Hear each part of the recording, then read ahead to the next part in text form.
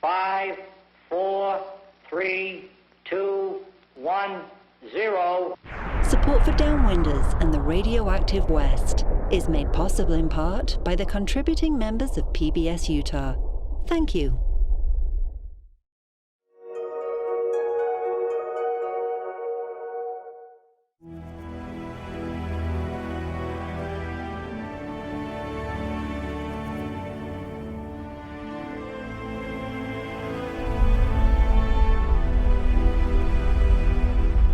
An atomic cloud rose over the Nevada desert on May 19, 1953.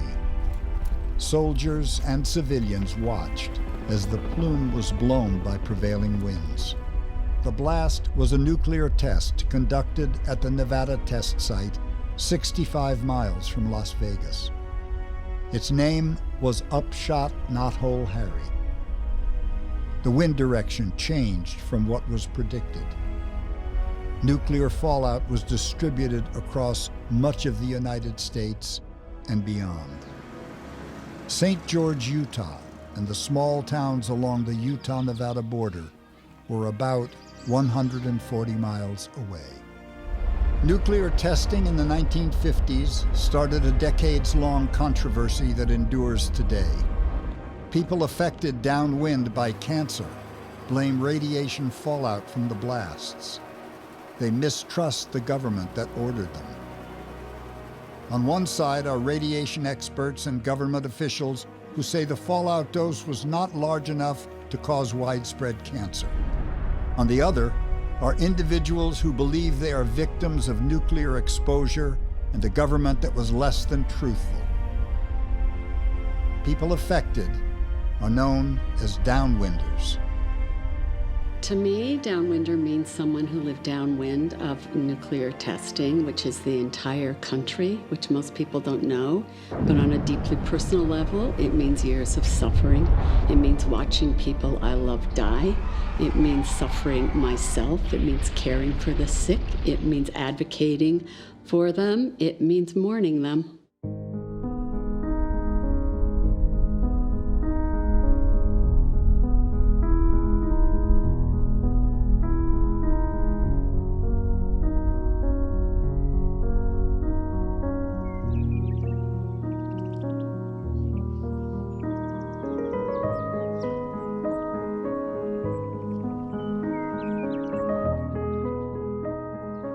Pulitzer Prize-winning author Philip Fradkin wrote in Fallout, an American nuclear tragedy.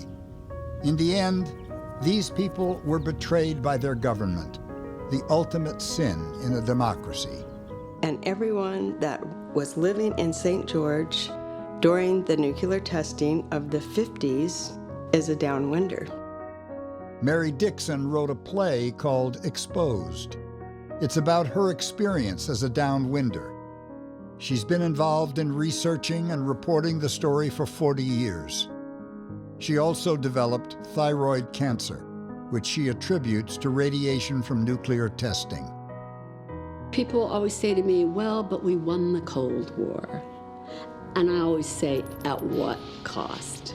We sacrificed so many of our own people. I had a friend, Michelle Thomas, who died last spring, and Michelle Thomas always said, you know, we're veterans of the Cold War, only we never enlisted, and no one will ever fold a flag over our coffins. Residents of southern Utah describe mushroom clouds and fallout debris. Journalist and author Rod Decker researched the story. There are two versions of the Downwinders' tale, a written version and an oral version. The written version begins with documents, doctor's reports, official reports, a cancer registry. The oral version begins with what people remember, what they think happened years after. The written version checks out, and the dosimetry, the amount of radiation they measure, checks with the amount of cancer they found. The oral version does not check. It would have taken 10 or 15 times more radiation to produce the number of cancers it found. Dr. Stephen L. Simon and his colleagues at the National Cancer Institute have studied downwinders and their exposure from nuclear testing. In my view, claims by downwinders about their exposure are indeed plausible. I would limit that plausibility, however, to those people who were alive at the time of exposure. That means at the time of the radioactive fallout. Now, plausibility does not necessarily mean that the claims are convincing.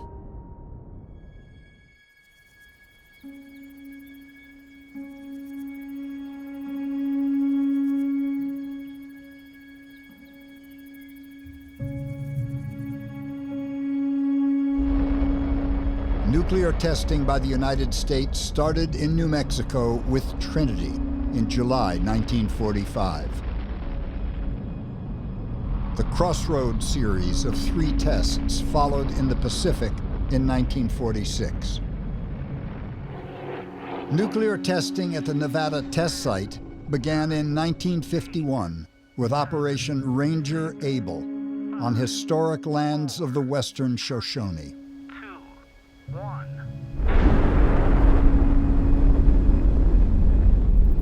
St. George residents watched the explosions from rooftops and cliffs above the city. Back then, in the 50s and 60s, it was a big deal, and they were excited about it, and they wanted to go see it. Nuclear testing was part of the escalating Cold War arms race. Some believed that stockpiling and testing nuclear weapons could be a deterrent to world war. When I first heard about the Downwinders, it was when I came home from school one day when I was in high school, and my father at that time had been elected governor, and he was sitting in his office at a desk, and he had a yellow legal pad in his hands, and it was a handwritten list on there, and he was going through the list, and he was saying, that's a cousin, that's someone I know, that's an uncle, and it was a list that folks in southern Utah had put together of people who died of cancer. And that was my first introduction to this issue about some connection between nuclear weapons testing in Nevada and the fallout going downwind into southern Utah and people contracting cancer. Physicist Albert Einstein wrote to President Franklin Delano Roosevelt on August 2, 1939. Einstein told the president of new experiments regarding nuclear chain reactions in a large mass of uranium. Einstein wrote, "This new phenomenon would also lead to the construction of bombs." The desert of New Mexico near Socorro looked like much of the American West in the 1940s. It was the location of one of the world's most dramatic events. The wind blows here as if it has a story to tell. A weather-beaten ranch house is part of history.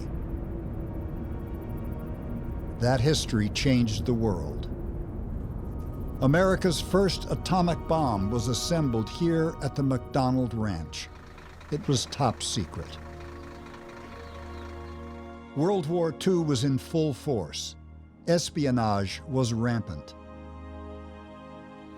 The bomb received the code name Trinity. Scientists had figured out how to split atoms, creating a nuclear explosion. The device was capable of devastation not seen before in World War. Trinity was about to be exploded as a test. Physicist J. Robert Oppenheimer nervously chain-smoked cigarettes in the ink-black desert night. He drank copious amounts of strong black coffee. Stress had reduced Oppenheimer to a mere 100 pounds.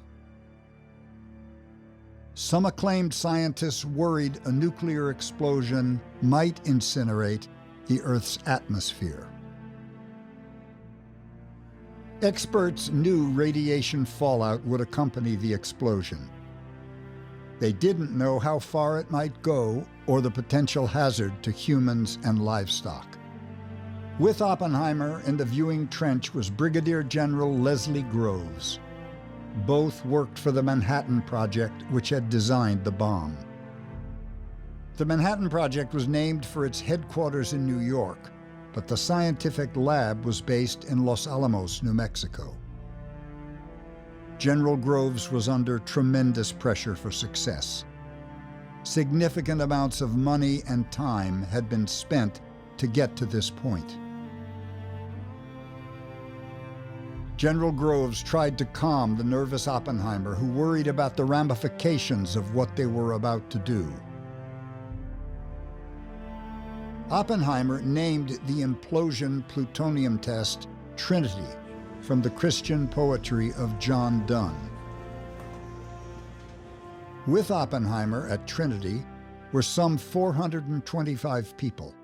They included some of the top physicists, scientists, and military technicians in America.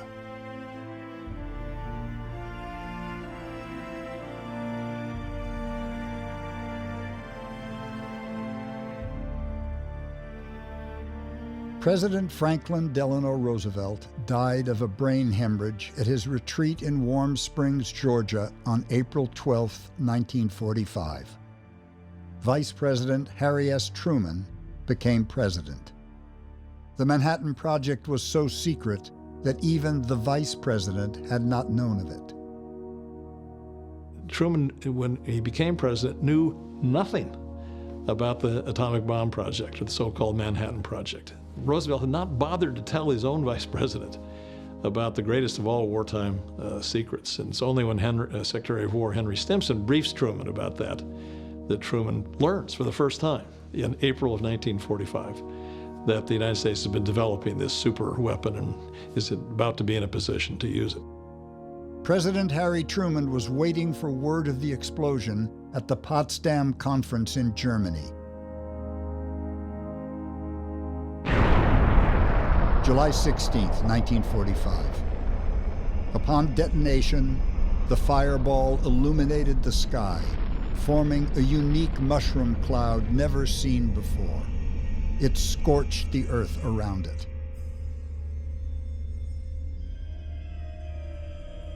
Oppenheimer later wrote he knew at that instant the world was forever changed.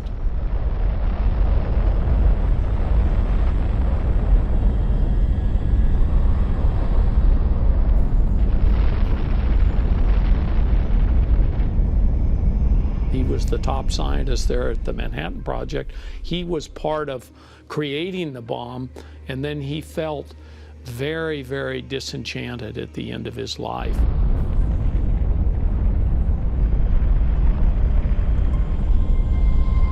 The United States now had the ultimate weapon that could end the war. FDR had guided America through the devastation of World War II. It would be up to the new president as to whether to use the atomic bomb. When Truman became president, within the first week or two of becoming president, he said to the British Foreign Secretary, Anthony Eden, he said, I'm here to make decisions, and whether right or wrong, I'm going to make them. And Truman seemed to assume, deeply assume, that one of the ways to be presidential was to be decisive and not to be seen as agonizing over this, that, and the other thing. President Truman wrote, "I felt like the moon, the stars, and all the planets had fallen on me."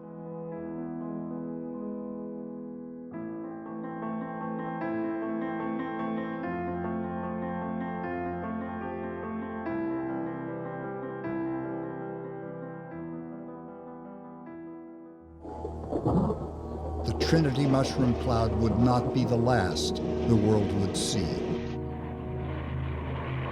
August 6, 1945. The United States dropped an atomic bomb named Little Boy on the Japanese city of Hiroshima. The B-29 transporting the bomb was piloted by Colonel Paul Tibbets. Tibbets trained his crew at the Wendover Airfield in Utah. He named the bomber Enola Gay for his mother. At 9:11, 31,000 feet over Hiroshima, the Enola Gay begins the bomb run. The bomb is dropped.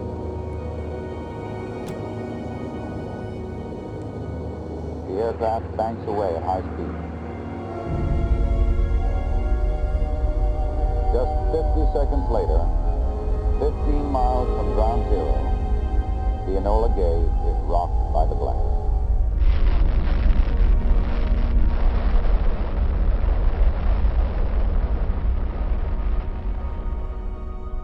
Tosh Kano's mother was pregnant with him at the time of the Hiroshima blast. She was 12 weeks along. The August 6, 1945 was Monday morning.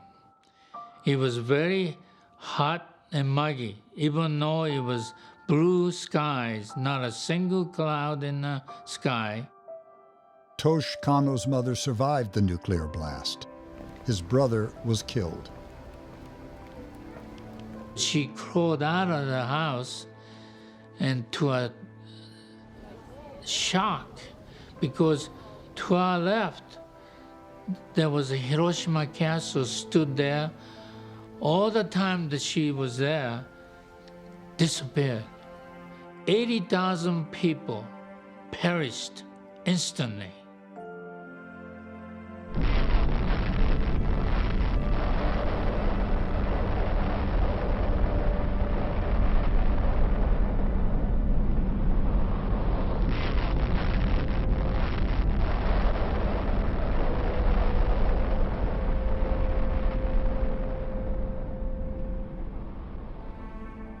All of the heat from the ground went up in the air, including the radiation, and start to cool and come down in the form of hail and black rain.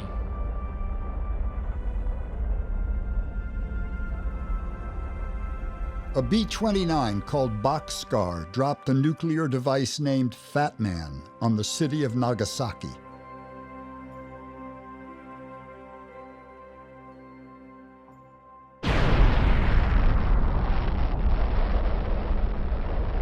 It was 3 days after the Hiroshima bombing.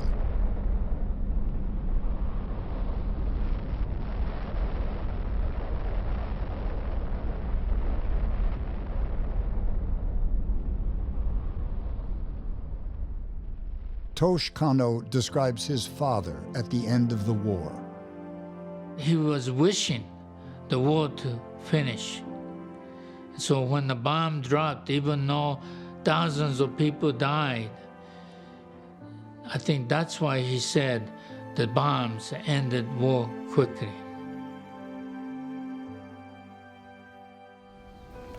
Japan surrendered on August 15, 1945. President Truman and Secretary of War Henry Stimson appeared to know little of radiation sickness before the blast. Reports began to surface in the Japanese population concerning illness and latent cancers after the initial explosion.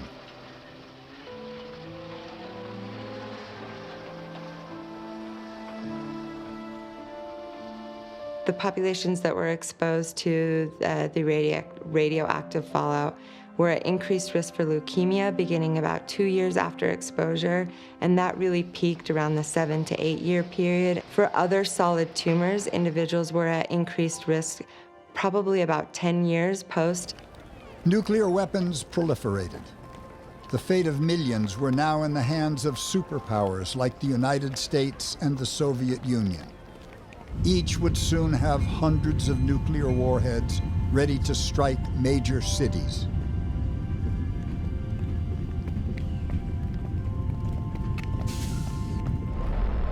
Nuclear testing was a way to flex that might. Approximately 2,000 nuclear tests globally followed the 1945 Trinity test. Nuclear fallout spread globally with each test.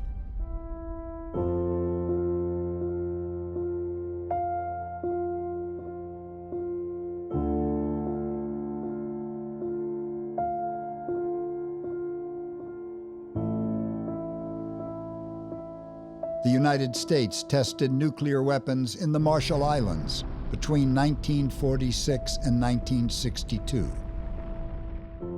Indigenous Marshall Islanders were displaced. They returned to contaminated islands. They were studied without informed consent. Entire atolls were vaporized by atomic blasts. Illusiolab in the Eniwetak chain was destroyed by the world's first true hydrogen bomb on November 1st, 1952. Indigenous inhabitants were left with lasting health issues, such as cancer. The Marshall Islands were deemed too far away from the United States. They were vulnerable to espionage. A closer location was sought by the United States government. I have all the Atomic Energy Commission minutes where they decided to move testing to the continental U.S. from the Pacific. And there were commissioners, and it reads like high drama. There were commissioners in there who were saying, I don't feel so good about this. Are you sure we want to move this to the continental U.S.? Without a continental test site, we would now find ourselves years behind our present atomic development. The Nevada Proving Grounds was created by President Truman in December 1950. It had been a section of Nellis Air Force Base on land claimed by the Western Shoshone. The name was changed to the Nevada Test Site in 1955. And this is why the Nevada Test Site is absolutely essential as a backyard workshop. Okay, so Nevada is important. So we have to test bombs out there for national defense. The landscape of the Nevada Test Site is harsh. Heat in summer may surpass 110 degrees. Craters remain from the detonations of America's nuclear history.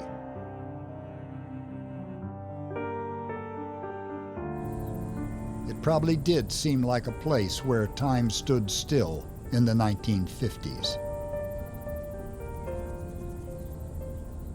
I understand that we've got to protect our country, and we live in a dangerous world, but we can't put the life and safety of our own residents, people right here in Utah, in harm's way and knowingly cut short their own lives because of that. The only country that ever bombed our citizens with nuclear weapons was our own government. We killed our own, they killed their own. And for what? For what?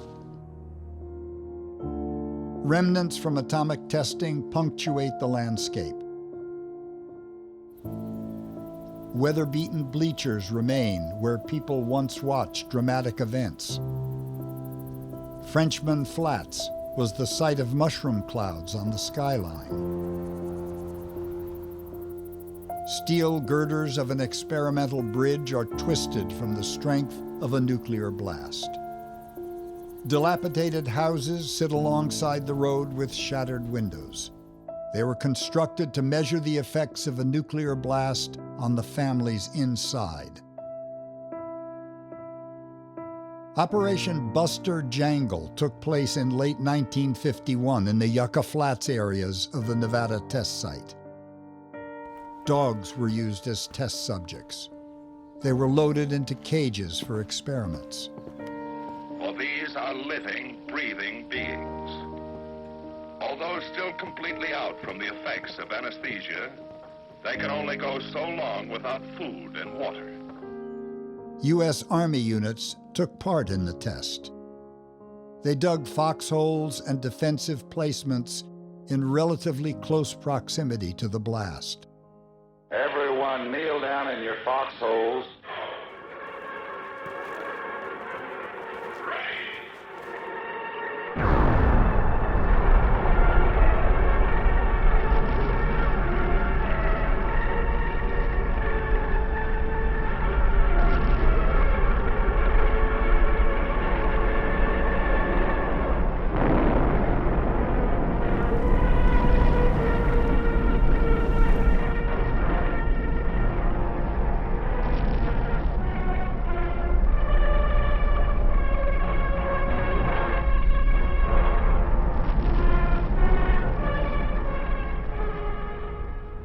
That's one of the very, very worst things that I think our government did to us, was put those soldiers in those foxholes. And those people did get some exposures, but I have yet to see any exposures that were high enough to be of concern.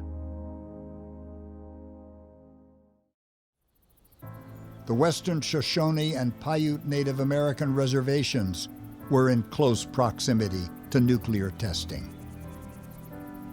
There were Native American populations within the range of fallout that were clearly ignored, just like all other downwinders. I don't think any consideration was given to protect folks from those risks on those reservations. And it's just another chapter in this story of where the government put people's lives at risk in the name of developing nuclear weapons. The 1863 Treaty of Ruby Valley defined ownership of Western Shoshone land. Testing at the Nevada test site historically has been conducted in secret. It is a violation of the Treaty of Ruby Valley. We began experiencing adverse health consequences known to be plausible from exposure to radiation soon after the weapons testing began. Native Americans were also working and dying in the uranium mines needed to make nuclear weapons. They were called muckers and paid a wage of $2 an hour. But a lot of people don't seem to understand we had to mine uranium to make bombs. Mines were filled with radon gas and carcinogens, leading to cases of latent lung cancer. Environmental racism is racism. Americans really have had a hard time dealing with Native Americans with other than a gun and abuse. 928 above and below ground nuclear tests at the Nevada test site were conducted by 2010. We were all aware that these were occurring because the communities would be warned. And there were, literally, you could hear and sometimes feel when the explosions would occur. Now, the test site might have been 80 miles, but you set off a nuclear device 80 miles away, you're going to feel it. And, you know, after a fashion, there was a bit of excitement about it. Operation Tumbler Snapper was a series of atomic tests, which started in April 1952 at the Nevada test site. Yield 20 kilotons. Height of burst 1,050 feet. St. George, Utah defined small-town America in the 1950s. Stunning red cliffs and landscapes surrounded the town. It was close to Zion National Park. Native Americans of the region described it as spiritual. It was home historically to the Virgin River ancestral Pueblo and Southern Paiutes. Ladies and gentlemen, we interrupt this program to bring you important news. Word has just been received from the Atomic Energy Commission that due to a change in wind direction, the residue from this morning's atomic detonation is drifting in the direction of St. George. It is suggested that everyone remain indoors for 1 hour or until further notice. There is no danger. This is simply routine Atomic Energy Commission safety procedure. To prevent unnecessary exposure to radiation, it is better to take cover during this period. Parents need not be alarmed about children at school. They were American small towns. Utah then was a defense state. World War II pulled Utah out of poverty. We welcomed nerve gas to Tooele. We welcomed anthrax to Dugway. We were patriotic, but it was also how we made our living. St. George, Utah had a population of just over 4,500 in 1950. It was a time some are nostalgic for. Mom and pop businesses were popular on Main Street. I grew up in Cedar City in the 50s and the 60s. I was born in 1951. Cedar City was a very small town. At the time, maybe 5,000 people. I tell people that if they can remember the sitcom Leave It to Beaver and the 1950s Bonanza, if you put those two together, it's a pretty good picture of my life in Cedar City. Some of the testing blasts were more powerful than the bombs dropped on Hiroshima and Nagasaki. They'd actually let us out of school, take us out on the lawn so we could watched that mushroom cloud come across us, a sight kind of to see. But then I'd remember after they'd have a test, you'd go outside in the mornings and there'd be ash all over the cars, all over the sidewalks, all over everywhere. There are all kinds of stories of pink clouds, of green clouds, of fallout falling like snow, of it falling on the hoods of trucks and eating the paint off the hoods of trucks, of little children eating fallout. None of those seem to have any documents from contemporary times. I don't think you can find a single document that says green clouds or fallout like snow. There was Dirty Harry with a little visible fallout, mostly on cars in Nevada. Other than that, there were lots of stories of immediate sickness, of fallout. Those stories are folklore, I think. The demand for nuclear testing was amplified by current events of the era. The world may have come closest to nuclear war in October 1962. The United States learned the Soviet Union had placed nuclear warheads in Cuba. It was 90 miles from the United States mainland. This government has promised. President John F. Kennedy became president in 1960. He came of age in the era of World War. Kennedy opted for negotiation with the Soviet Union rather than retaliation. He ordered a blockade of Soviet ships heading for Cuba. The Soviet ships turned back. The Soviet Union later removed missiles from Cuba. To me, it was all about scaring the Russians. And if you think about it, the Russians were doing the exact same thing. They were testing, saying that they had to keep up with us. I mean, the whole arms race was a nuclear war. I mean, it was a nuclear war. Was the testing necessary in defense of our nation? Absolutely, unequivocally. Residents of St. George and Cedar City were extremely patriotic. They had little worry about nuclear testing. Most were happy to be part of the government's mission for national defense.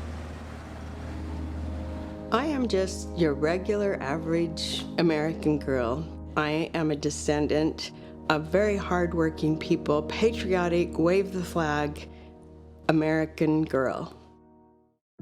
Jim Matheson is the son of former Utah Governor Scott Matheson. My dad lived there. He was in Cedar City, actually, in the 1950s. And I remember him telling me how when the nuclear weapons testing was going on, that you'd get up in the morning and you'd watch the sky light up from the test. And he talked about how it was a time when it was something that was being promoted as something you should be proud of. This was where America was making progress.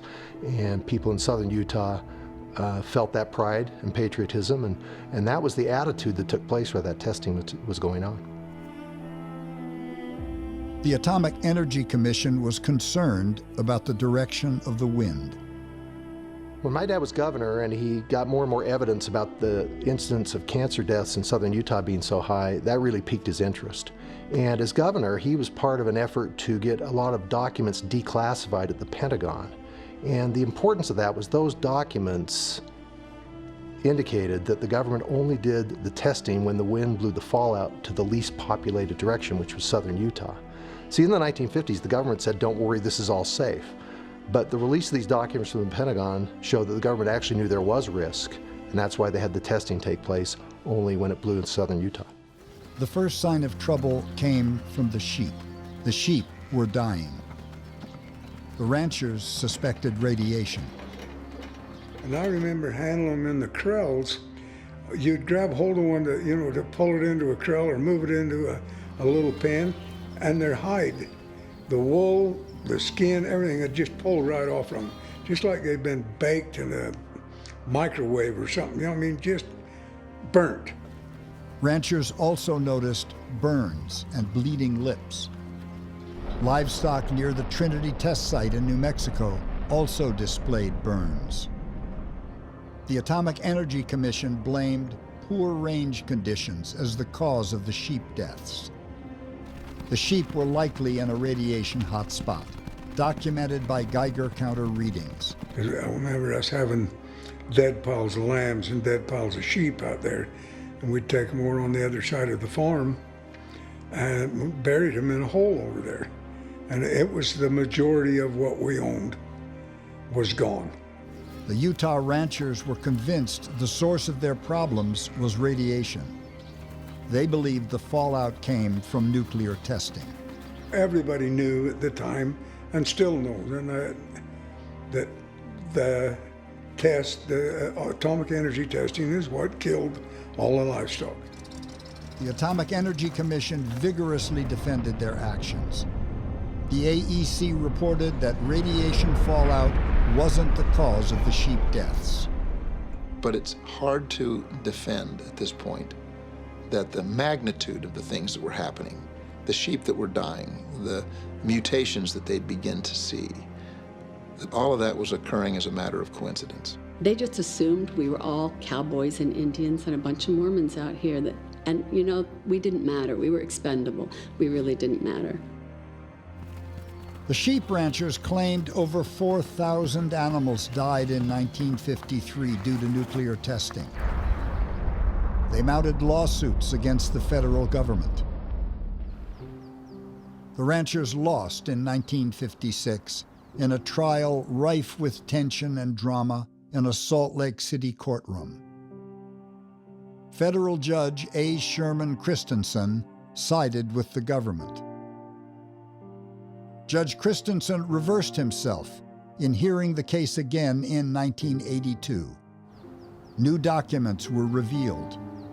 The Utah sheep reportedly had high doses of radiation in their thyroids. Judge Christensen ruled that fallout was a factor in the death of the sheep. I think the stories about the impact on sheep from the nuclear fallout are quite compelling. The courts found that there was a connection between the fallout and the damage to the sheep herds, and I think that was the right outcome. The Downwinders prevailed, only to see the verdict in their favor overturned on appeal. That appeal was sustained by the Supreme Court in January 1986.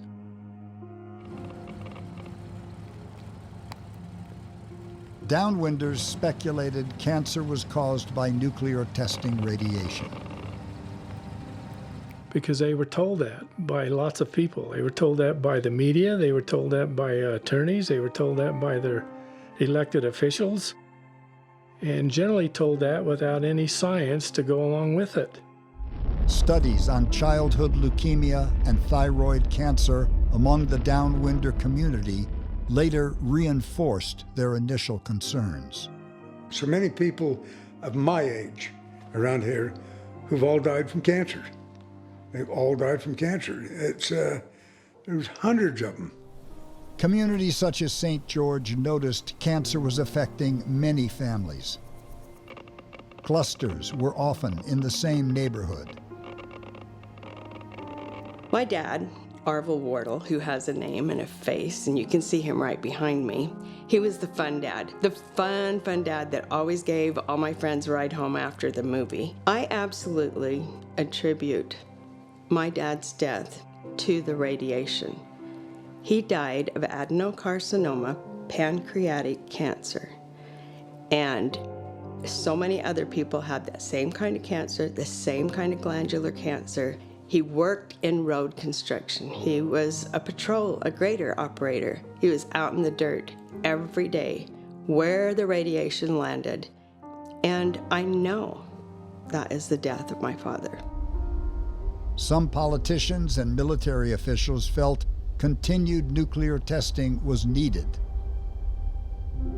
You know, you can't blame people for feeling that their own government thought that they were expendable, that they were disposable and maybe pieces on a chessboard that were used in a larger global game. There was concern that radiation from nuclear testing entered the food chain. Contamination of milk with the radioisotope iodine-131 was suspected. Iodine-131 has a radioactive half-life of about 8 days. Iodine-131 gets absorbed into the thyroid. Other radioisotopes get absorbed into the bone. And so it can lead to different types of cancer risk. You know, sometimes they just squirt the milk into your mouth. which milk straight from a cow doesn't taste that great. But, I mean, who knew that what we were drinking could later make us sick? And then I was diagnosed with thyroid cancer the spring before my 29th birthday. Really what you have to consider is there's global fallout, which was due to all of the Cold War testing. There were many different types of nuclear testing going on. We were doing testing in the atolls. There was quite a bit of fallout happening, and it wasn't just due to the Nevada test site. The Limited Test Ban Treaty was implemented in 1963. It halted above-ground atmospheric nuclear testing. Over 800 underground tests took place. The nuclear testing era in Nevada spanned from 1951 to 1992. Our government, they're just waiting for us to die, because pretty soon we're all going to be gone. They knew what was going to happen, and those tests were made anyway and didn't matter to them. We're all going to die pretty soon, and pretty soon nobody will know this story. Stuart Udall was a lawyer and former congressman from Arizona. He had been Secretary of the Interior in the administration of President John F. Kennedy. He agreed to take the legal case of the Downwinders. The Downwinders were documenting increased cases of cancer. Senator Tom Udall is his son. He cared about people that had been hurt by the government when they shouldn't have been hurt. Downwinders case and the Navajo uranium miners case felt that there was real injustice, and there were very, very strong cases that were put forward. The case of Allen versus the U.S. government was a landmark ruling in the story of Downwinders.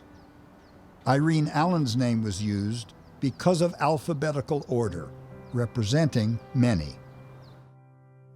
The case was presided over by federal judge Bruce S. Jenkins in a Salt Lake City courtroom on August 30th, 1979. There were 1,192 plaintiffs in that case. They agreed to try 24 cases as bellwether cases to work out what was going on. 50,000 pages of exhibits.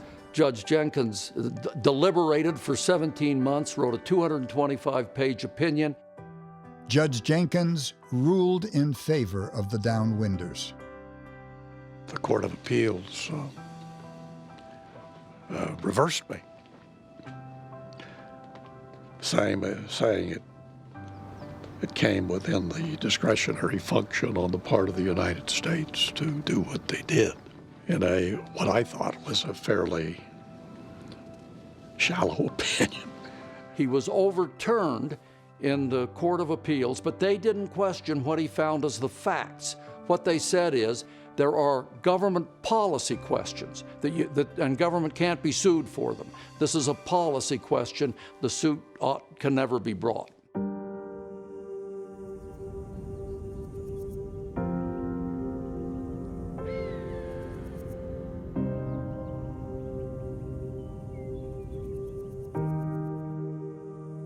Former Utah Governor Scott Matheson died from the bone cancer multiple myeloma in 1990.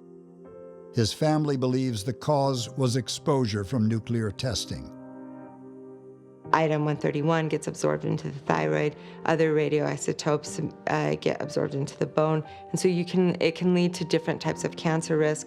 They have longer rates of decay, and so they're around for a much longer time and they would be around in an individual's body for their entire life course. Governor Scott Matheson was in the forefront of the Downwinders' struggle to have their story told. I've had a number of extended family who, since they lived in southern Utah, who were affected by this fallout and passed away from cancer. My grandmother died of cancer. My father died of cancer. Several uncles, cousins, second cousins. It's affected this family in a significant way. Epidemiology is the scientific study of disease and health in the population. It attempts to decipher the cause and explanation for variation in disease. Research has taken place to look at disease in the Downwinder community. Once you are exposed to radiation, you can either have internal exposure, which is essentially where you're breathing it in, you're ingesting it with your food, it's entering essentially through your skin, or external radiation, where you're being contaminated from something that's deposited on the ground. Those radionucleotides will enter into the body and inflict damage upon the cells. Cancer affects many families. It's hard to determine the cause of specific disease.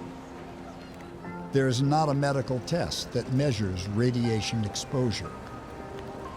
There's no way you can have a direct proof that a specific individual contracted cancer due to exposure from the fallout from the nuclear testing. You can look at the body of all the people who've been diagnosed with cancer and the higher incident, and that's what makes the case that the fallout had some impact. So we'll never know with 100% certainty that the fallout caused my father's cancer, but he was certainly in a category where it fits with the story, and I think I will assume it happened. Families of downwinders search for answers to complex questions. Scientists have not been able to unravel the mysterious cause of many cancers. I will tell you right now that as a scientist, trying to pinpoint the cause of disease in an individual is very, very difficult. It may even be impossible most of the time. It really would push the limits of science. And that's because that disease, particularly cancer, can occur in an individual for many different reasons. And we really don't have those reasons for a single person. Memories and anecdotal stories of local residents are important to correlating that data. You have a cancer. You can't tell what caused that cancer. They study two things. They study dosimetry, how much radiation you got. They study epidemiology, how many more cancers there were than they expected. You need to remember, before the testing, during the testing, and after the testing, Utah had less cancer than America as a whole. Lots of people believe fallout caused their cancer, but epidemiological evidence seems to show that it's unlikely that it caused anything other than childhood leukemia or thyroid. Caused some, but not very many. Downwinders report cancer clusters. Families in a single neighborhood or community may report increased occurrence of disease. Mary Dixon grew up in Salt Lake City. There were so many people getting sick where I was. I had a friend when we were in junior high who had bone cancer. She ended up dying. My sister and I started counting all these people as the years passed. We had a list that was at about 29 people. Since then, it's at 54. It's in a 5-block area. And we definitely thought something happened to us. We thought there's something going on here that this many people get sick. And it wasn't just cancers and tumors, it was strange immune system disorders that took forever to be diagnosed. Everyone's story is important. The question remains of cause and effect. It's difficult for even the most noted scientists to decipher. There are no keys when you look at a cancer to tell you what was its origin. But in a population, we can understand what a risk factor is and how large that risk is. A groundbreaking study on cancer in the Downwinders community was done by Dr. Joseph L. Lyon at the University of Utah. The report was published in the New England Journal of Medicine on February 22, 1979. Dr. Ken Smith from the University of Utah's Huntsman Cancer Institute participated in Dr. Lyon's original study. And there were many studies. They basically found that the higher the exposure to the radionuclides, the consequences of the detonation, the higher the rates of leukemia and the higher rates of thyroid cancer. The effects were greater if you were exposed as a child. I don't think there's any question about that there are health penalties paid by the population that was exposed. A congressional hearing took place in Salt Lake City in the spring of 1979.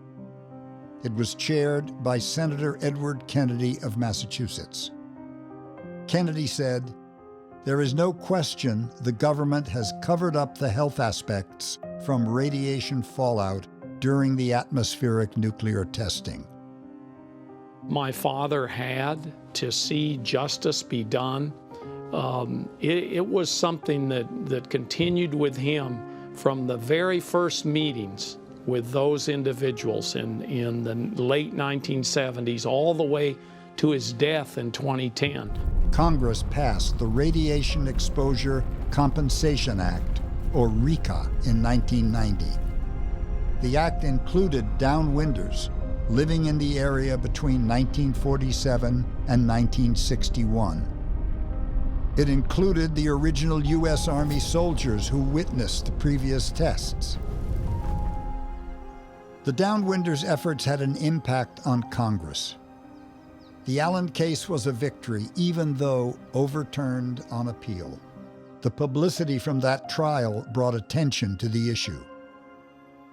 There was legislative benefits provided for an expanded group of people who had indeed been exposed to low-level radiation. Senator Orrin Hatch and Congressman Wayne Owens from Utah sponsored the bill. It was signed into law by President George H.W. Bush on October 15, 1990. The RECA Act provides $50,000 to individuals with disease who resided near the Nevada test site or worked there. $75,000 is defined for test site workers and $100,000 for uranium miners. My dad's life is worth so much more than $50,000. It was the only thing, tangible thing, that I could get back a little bit from what they had taken away from me. Over $2 billion in claims have been paid as of April 2018.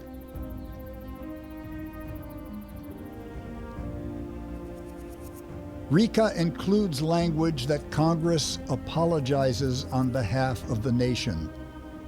We hear Congress apologizing for genocide, apologizing for radiation exposure to Native Americans. We need following the law.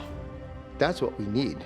There's no question the government lied to everyone in southern Utah about the potential risks of nuclear weapons testing from exposure to fallout. No question at all. Documents that have been declassified since that happened validate this. So the downwinders have a legitimate complaint that the government lied to them, and the government ought to be held accountable. RECA expires in 2022. We estimated that about 49,000 extra thyroid cancers occurred in that population across the entire United States. Now that's a large number, but I don't want it to be exaggerated, because that number is present against 1.5 million thyroid cancers in those people that would have occurred without any radiation exposure.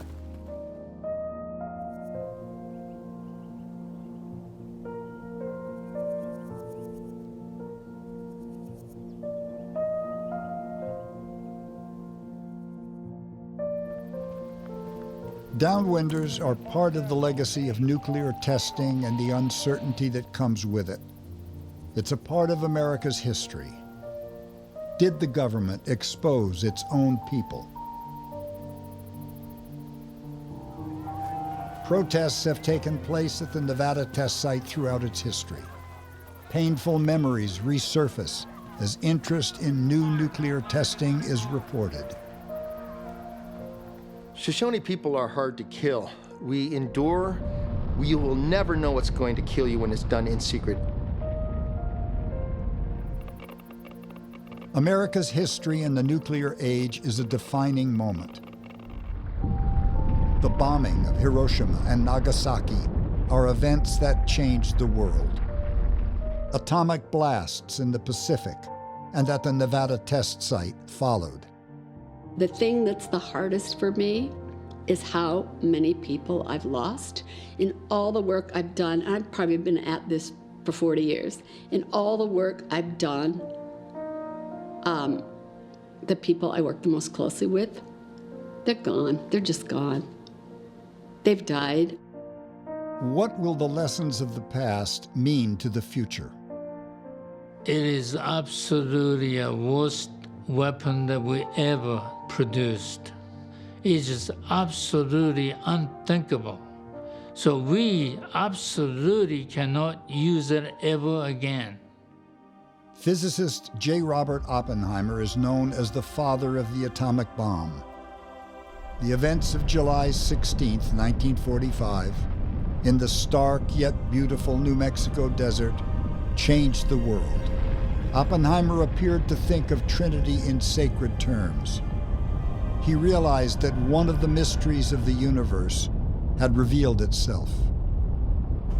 He pondered the future and prophesied.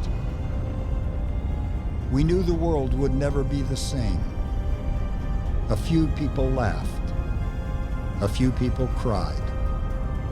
Most people were silent.